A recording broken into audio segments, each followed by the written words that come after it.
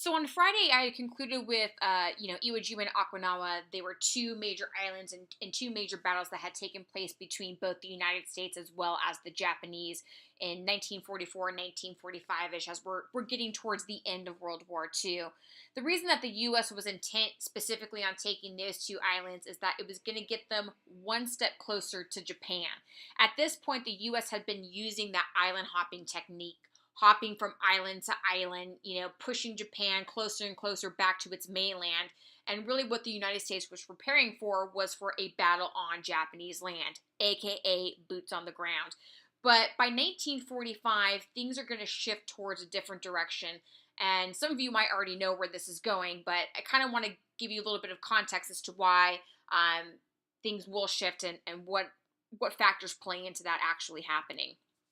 So by 1945, the Japanese had been pushed back to Japan with really no way to win the war. I would say by the time the Battle of Midway takes place in 1942, it's very clear that the Japanese are going to have an uphill battle if they're going to have any shot really at winning World War II. More than likely, it's probably not going to happen.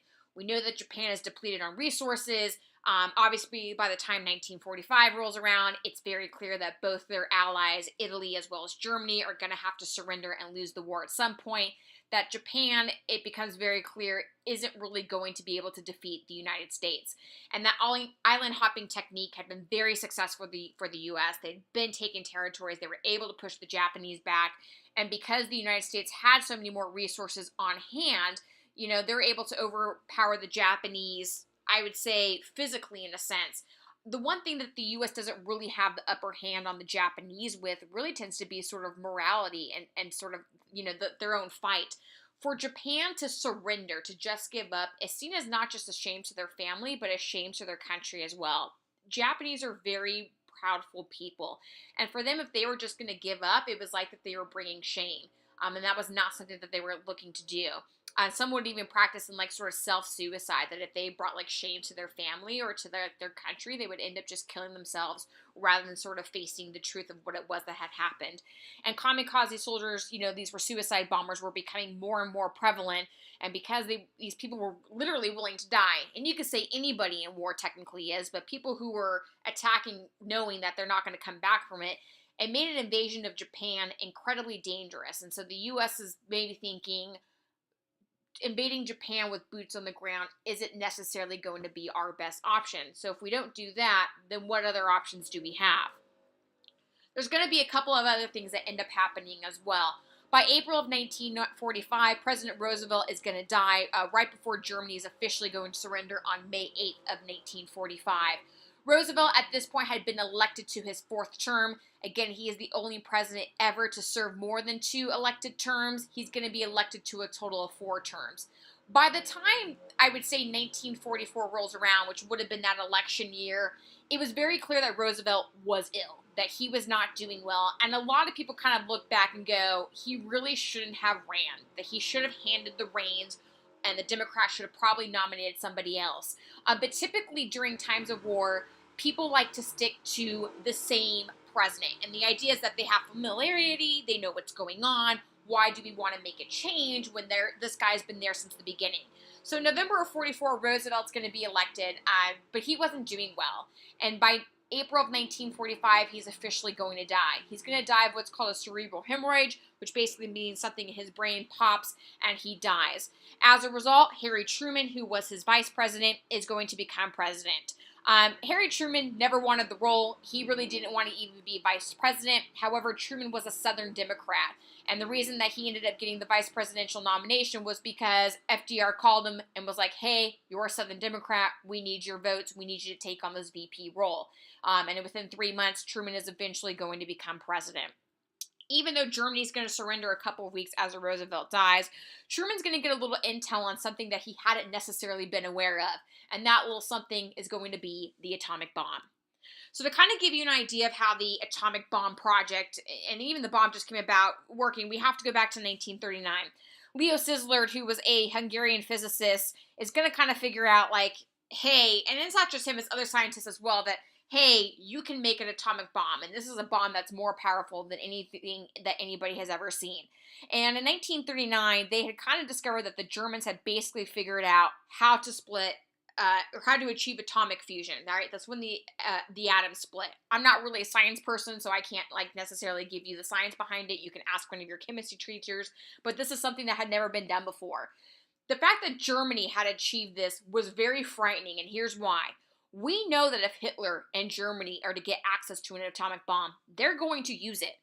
And they're not going to like test it out in the ocean or the desert like a lot of other countries do. They're going to test it on people. More than likely the people that are sitting in those concentration camps. Or they're going to use it on their enemy, and they're not going to be scared to do it. So Leo Szilard, who was a Hungarian physicist, as well as like with a lot of other scientists, they're going to write a letter to the United States and specifically to FDR in the late 30s. And they're like, listen, somebody is going to make an atomic bomb. At this point, it's inevitable. It cannot be stopped. However, if somebody is going to make this bomb, we want it to be in the hands of the good guys. And we feel that it is you, the United States of America.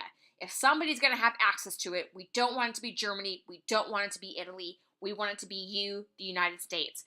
And they're going to send this letter to him, and they're also going to have Albert Einstein sign his name to the letter as well. Like I said, I didn't know anything about science. I can tell you what like photosynthesis is. You know, I know that like K on the little that little chart thingy stands for like potassium. Like that is really like my science-based knowledge. However, I know who Albert Einstein is. And if I were to ask most of you if you know who Einstein is, most of you could tell me, yeah, he was that scientist guy. His name carries a lot of weight, and the fact that he signs his name to this letter, it's going to give the letter weight, and it's also going to force the United States and Roosevelt to take notice and be like, hey, maybe we should listen to these guys. They get this letter, and they decide, you know what, we're going to go ahead and build our own atomic bomb. And this ends up becoming known as the Manhattan Project. So they don't call it the atomic bomb because obviously it's supposed to be secret. They end up calling it the Manhattan Project. If any of you have ever seen Watchmen, either the series that's on HBO or the movie that came out, I think like 2008, 2009, you have Dr. Manhattan in there, right? He's all like blue and stuff. He is based off the Manhattan Project, right? The idea is that he has like this atomic energy, but that's where he essentially gets his name from. Robert J. Oppenheimer, he's going to lead the team at the New Mexico laboratory and, you know, officially developing this atomic bomb and working very quickly on it. And by July 16th of 1945, the United States is going to detonate the world's first atomic bomb. When they do that, this is going to give the United States a lot of options. I do know WGN had come out with a series about the Manhattan Project a couple years ago. I've never seen it, but I heard it's pretty good. But you can even go to New Mexico today where they initially detonated that atomic bomb. And you can actually kind of go like sand duning down those mountains because all the sand where that atomic bomb was initially launched, it actually has like still radioactive materials in there. So the sand works very differently than it would be like if you were at the beach or something. When Truman takes on the vice presidency role, he had absolutely no idea that the United States was working on creating an atomic bomb. So all of a sudden, Truman becomes president, then the atomic bomb officially, gets successfully detonated, and then he's like told, hey, by the way, if we don't want to invade Japan with troops on the ground, guess what? We now have this atomic bomb that we can go ahead and use at our disposal. And Truman's kind of like, wait, what? Because he literally had not been told anything. Truman was kept in the dark about a lot of things until he officially became president. Roosevelt just really didn't brief him on anything. They didn't need him for anything other than they wanted his votes to ensure that Roosevelt was going to win again in 1944.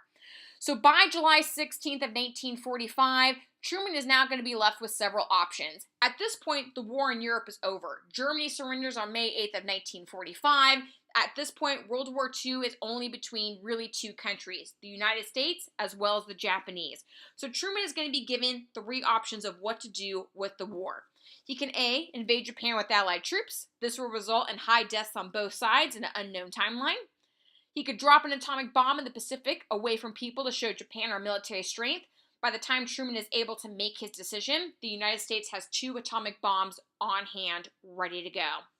The third option would be to drop the bomb without warning to shock Japan into surrendering. Now, typically at this point, I would get a couple different students' opinions. I would say a majority of students think option C is the best, and a lot of them kind of go look at Pearl Harbor. They're like, hey, they attacked us without warning us. It's about time that the United States do the exact same thing. You have some who are like, well, if there are 2 atomic bombs, why not drop one in the Pacific Ocean just to kind of warn the Japanese? And if at that point they still don't surrender, then oh well, we'll drop the second one on the Japanese. And then some people are for option A. They're like, the atomic bomb is incredibly dangerous. It's not just dangerous to the people of Japan, it's also dangerous to the world because you do have radiation that spreads from those bombs, and they get spread by wind power. So it might even just be best to go with option A. Eventually, Truman's going to take a couple weeks to decide, and he decides to go with option C, which is drop the bomb without warning to shock Japan officially into surrendering. When he drops that bomb, he's going to make the decision to drop it on Hiroshima, and that takes place on August 6th of 1945, and 80,000 to 120,000 people are going to die in an instant. And then 3 days later, because at that point Japan still had not surrendered, the U.S. decides, hey, we're going to go ahead and drop the second bomb. And this one gets dropped at Nagasaki. Even though that bomb technically missed its target a little bit, you're still going to have 70,000 people that end up dying. And eventually thousands more are going to be affected by the radiation from the atomic bomb. If any of you know who Godzilla is, which I would think most of you do, I would say Godzilla gets like this bad rap of being like this really awful monster. But Godzilla is a product of World War II, and his birth comes from after the atomic bombs and all the radiation. What people sort of noticed was that once the atomic bomb was dropped, even years later, you had women giving birth to kids that had birth defects, or people would get radiation poisoning and die or suddenly develop cancer, and they realized the reason that the Japanese people were developing all these birth defects and cancers and things like that was from the radiation from the atomic bomb. Godzilla represents the fear that the Japanese people didn't know about radiation. Even today, doctors still don't really know the effects radiation has on people. It oftentimes, will get used for cancer patients. I'm sure several of you listening to this probably know somebody who had cancer that likely had to do radiation therapy.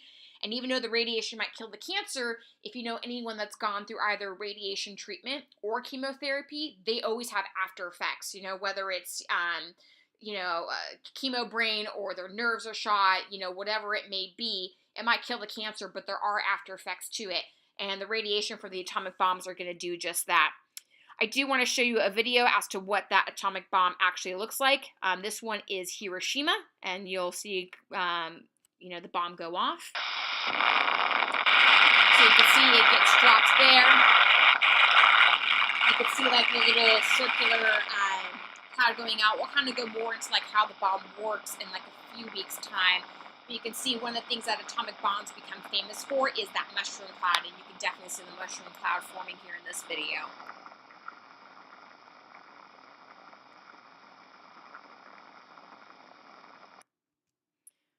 But this was something that not just the United States, but the world has never seen before. And even to this day, the United States is the only country to drop atomic bombs on people. Today, there are total about 10, 11 countries. We know a couple are still kind of working on the atomic bomb that actually, or I would say there are 10 countries in the world that have atomic weaponry and have access to an atomic bomb. But the U.S. holds the title of being the only country to actually use it even in times of war. So on the same day as that bomb is dropped on Nagasaki, the Soviets decide that they're going to go ahead and invade Japan. Even though the war at this point was really between the U.S. and the Japanese, you still had the British that were playing a role, the French, so on and so forth, as well as the Soviet Union. There was actually one guy who survived both bombs. So there was a guy in Hiroshima when the bomb dropped, and he was like, I'm getting the hell out of here, goes to Nagasaki, and then the bomb gets dropped to Nagasaki. So if you're having a bad week, remember that poor guy who had to survive not one, but 2 atomic bombs. So this is just not a good week for the Japanese. The fact that, you have 2 atomic bombs that are dropped, and then the Soviet Union says, hey, we too are going to invade you, it's really going to kind of force Japan to fold. And so Emperor Hirohito, he's going to order his government to surrender, and Japan decides to surrender on August 15th of 1945, which becomes known as VJ Day or Victory Japan Day. It's not really until September, though, that the official paperwork gets signed where Japan officially surrenders to the United States. I showed you guys the USS Missouri a couple weeks ago, my pictures from Pearl Harbor. That was the boat that General MacArthur was on when he sailed into Japanese waters and Japan officially surrendered from the United States. The picture on the left here is quite iconic. I would say most of you have probably seen this before at some point in your life. This is celebrating the fact that the war was officially over. And actually, if you go down to San Diego, there is a huge statue of this picture that's there. And I would say people recreate this photo quite often. Once Japan officially surrenders, there's going to be huge changes in the country. The emperor is going to lose his power and becomes nothing more of a figurehead. Emperor Hirohito does not get killed. He's able to retain being an emperor, and he's going to remain in that role until his death in 1989. Japan still has an emperor today, but again, they have no official power. They really are just a figurehead. Very similar to Queen Elizabeth II in England. She doesn't do anything. She doesn't have any power. They just sort of like represent the country. Japan's also going to become a democracy. They will model their constitution after the United States. So they'll have Bill of Rights, which guarantees freedoms. Women are also going to have the right to vote. And the constitution is going to say that Japan cannot attack another country. And in 1951, a peace treaty is going to be signed with Japan, and the U.S. occupation is going to end. However, the U.S. still has military bases in Japan even today. I would say if you know anybody in the military, oftentimes when they get sent overseas on a base, it's typically Germany and Japan are like two of the most popular locations where, people get sent. And even after World War II, the U.S. and Japan are going to become allies. And the U.S. and Japan still have very good relations even today. They're definitely, like I said, they have great relations. Things have gone very well in Japan. They're supposed to be hosting the Olympics. It was supposed to be last year. It's not supposed to take place this summer. So even though World War II literally ended with the bang, U.S. and Japan relations have been fine pretty much ever since.